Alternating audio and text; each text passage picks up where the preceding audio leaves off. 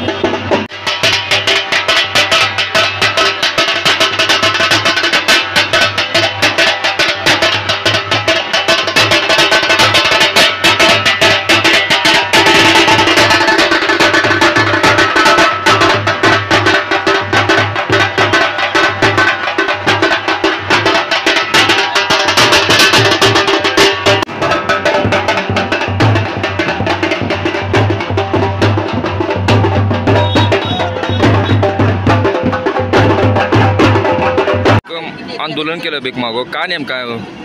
आम्ही 4 महिने झालं सातत्यानं आंदोलन करत आहे।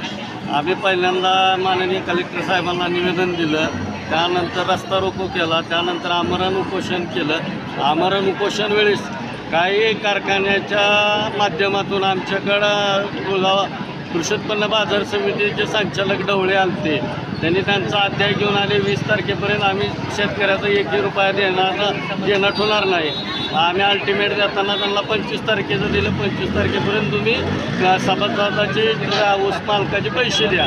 तरी त्यांनी अद्याप आज 1 तारीख उचलली, 1 रुपया न देता आता शेतकऱ्यांना धमक्या द्यायला लागले, तुला कोण ऊस घाल म्हणलं होतं, मी टोळे टाकली तरच होतं।